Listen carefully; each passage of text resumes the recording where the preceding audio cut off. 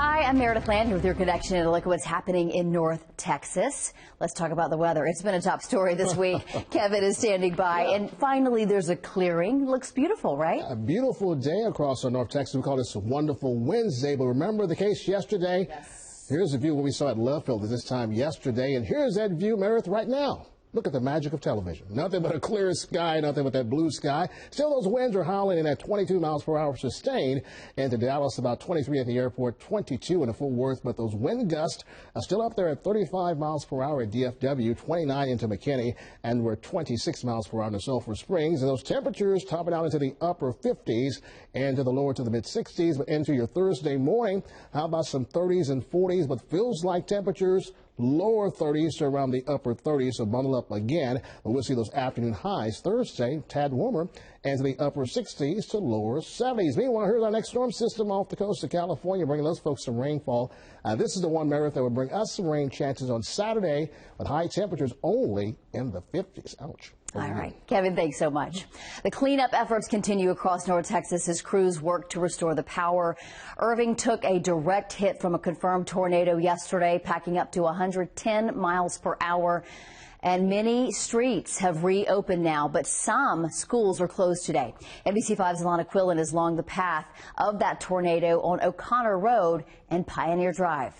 Just 24 hours ago, this entire street was covered in power lines. These power poles were snapped, but you can see this is brand new. They already dug into the dirt and replaced these. Police say that Encore worked tirelessly overnight to get all of these new poles reset, these lines hung up so they can get power restored as quickly as possible. However, this over here behind me continues to be the biggest challenge. This will not be easy to clean up. This is the Hacienda Apartments, where residents ducked for cover as the roof came off of this building and part of it collapsed. Still today, we've confirmed there were no injuries from this storm. Now, the latest from Irving Police today is that most major roads are back open to traffic. The only one still closed is the one surrounding another apartment complex that had much of its roof ripped off. Police hope for all roads to be reopened by the end of the day. Now, the National Weather Service says that EF1 tornado carved a half-mile of destruction along Pioneer Road.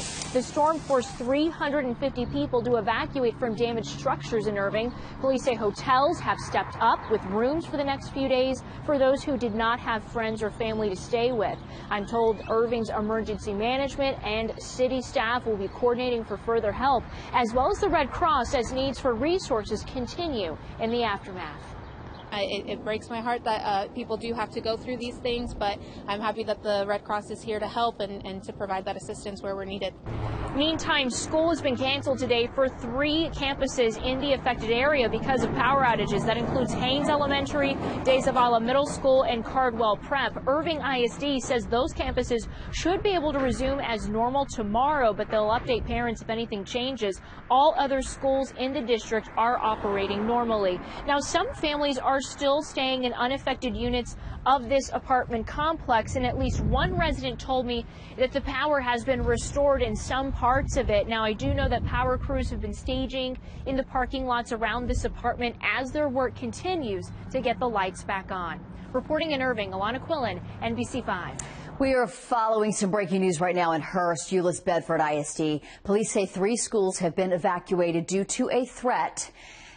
Central Junior High, Keys High, and the District Alternative Education Program campuses are all impacted by this. Texas Sky Ranger there live over the HEB ISD Administration Building in Bedford, and that is where parents are being asked to pick up their students. We will update you both on air and online as we learn more.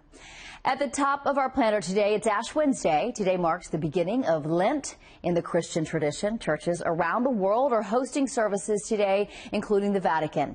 But Pope Francis was not in attendance since he's still in the hospital. The Dallas Mavericks are in Milwaukee tonight, gearing up to face the Bucks. It's the Mavs' first game since Kyrie Irving's season-ending ACL injury. The game starts at 7 p.m. And coming up at 4 big plans surrounding the 2026 World Cup, what FIFA is saying about the tournament at 4. Thanks for catching up with The Connection. I'll be right back here in 30 minutes.